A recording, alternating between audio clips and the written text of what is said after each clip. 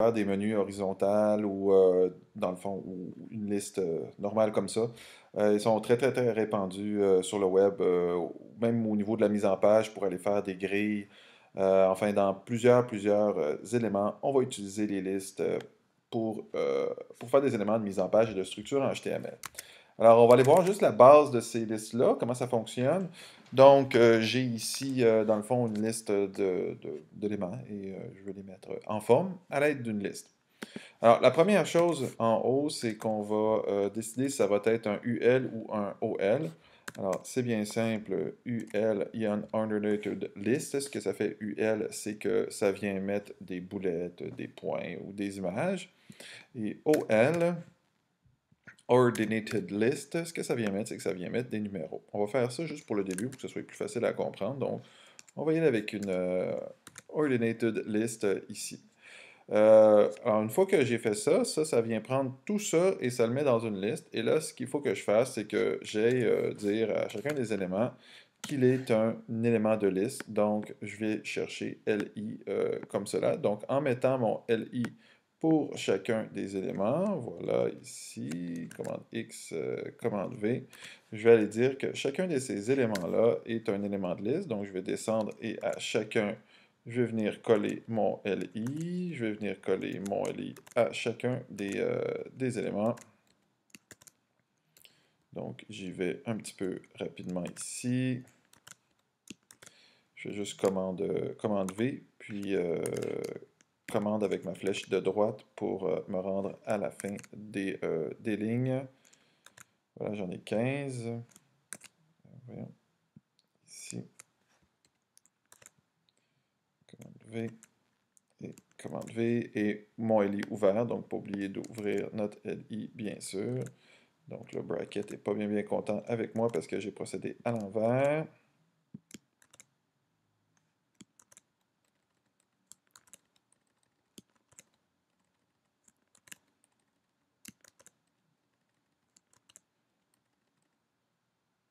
LI ouvert, LI fermé.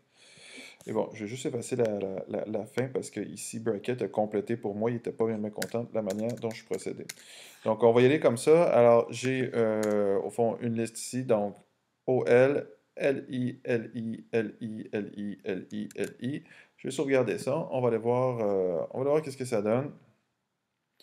Donc voici, OK, j'ai mon top 15 des meilleurs livres et 1, 2, 3, 4, 5, 6, 7, 8, 9, 10, 11. Ça, c'est la base avec le OL. Et si je mets UL et que je sauvegarde, donc ça s'en vient faire des puces. OK? Ces listes-là, on va y aller avec les CSS. Donc, si on serait inline, évidemment, là, comme on avait vu un petit peu plus tard, on pourrait faire style et là, insérer nos CSS à l'intérieur de notre liste. Mais bon, c'est toujours préférable d'y aller avec une CSS externe dans la majorité des cas. Alors, comment qu'on va faire? On va se faire une CSS pour nos UL. On va ouvrir ça. Et donc, ce que je vais vous montrer ici, c'est que au fond, le UL, c'est la liste au complet. Alors, qu'est-ce qu'on peut aller déterminer dans le UL? On peut dire quel type de liste est-ce qu'on veut comme style. Alors là, comme c'est une unordinated list, on peut aller choisir le type de boulette qui va devant. Alors, par exemple, si je mets un disque, et que je sauvegarde. Donc, ce que je m'en vais voir lorsque je vais voir mon aperçu en direct, c'est que ici, il va m'avoir mis un disque au début de ma liste. Viens-tu ici? Ok, bon, petit problème avec l'aperçu en direct. C'est ça qui, des fois, est avec bracket un peu. Bon. Alors, j'y vais avec ça. Donc, je vais aller avec mon annexe. Donc, on voit, on a des disques ici. Puis si je choisis quelque chose d'autre, donc mettons que je choisis Square, ici. There's a bluebird Ouais, ben oui, c'est vrai, j'avais mis that un wants to autoplay get là-dessus, out. hein. But I'm Alors, si je vais mettre un Square, dis-je, Square, eh bien, ça va venir faire des petits ça va venir faire des petits carrés. OK? Rien de bien compliqué là-dessus sur le UL qui vient déterminer qu'est-ce qu'il y a là-dessus. Je vais juste enlever l'autoplay qu'il y a sur mon audio parce que c'est un petit peu embêtant. OK, parfait. Et maintenant, si je veux mettre une bordure autour, je vais y aller avec bordure. Et là, pour la bordure, c'est un petit peu plus compliqué. Donc, c'est une liste. Alors, si je m'en vais dans une bordure, il faut que je lui donne la largeur. Donc, je vais mettre une bordure juste pour qu'on voit bien c'est quoi le UL. Et je vais mettre une border. Dans le fond, on peut aller avec border style. Et si je m'en viens mettre un style de bordure solide, point virgule. Et je vais y aller avec une border color.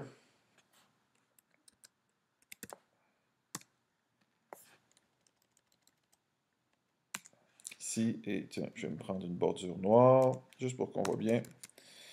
Ce qu'on va aller voir lorsque je vais sauvegarder ça ici,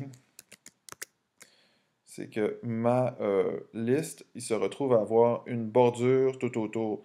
Alors, j'ai fait ça juste exprès pour qu'on voit bien que ce qui est à l'intérieur de la bordure, c'est chacun de mes éléments de liste. Ce qui vient entourer la bordure, c'est le UL. Si je voudrais tasser mes éléments à l'intérieur, par exemple, ok, ça c'est une autre chose. Admettons que je voudrais tasser mes éléments à l'intérieur, puis c'est là où est-ce que ça devient le padding. Voyez-vous, mettons que je fais un padding de 30 px ici. Je vais vous montrer tout de suite.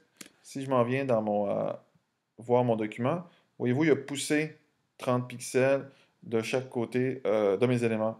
Donc le padding, ça vient pousser à l'intérieur de la liste. Puis maintenant, pour personnaliser chacun des éléments de liste, OK? Donc ça va être les LI. Donc les LI, ça va être chacun des éléments de liste à l'intérieur de mon élément.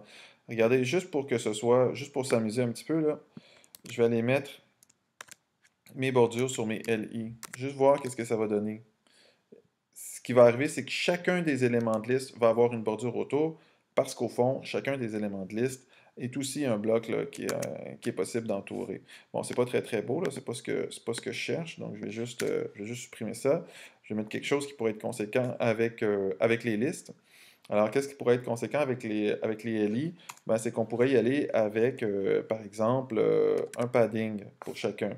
Fait que si je m'en vais avec un padding de 30 px à l'intérieur des LI, ce que je vais remarquer ici, c'est que ça va venir pousser de chaque côté de la liste et ça va venir éloigner chaque élément de liste de ma petite boulette. Donc, peut-être que c'est un petit peu fort que ça soit un petit peu partout, fait que je vais y aller avec un padding left ici. Et là, comme ça, avec mon padding list, chaque élément s'en vient un petit peu plus loin de sa boulette. Donc, c'est un petit peu ça au niveau des listes, la différence entre UL et LI, là, vraiment un truc de base avec ça au niveau des listes.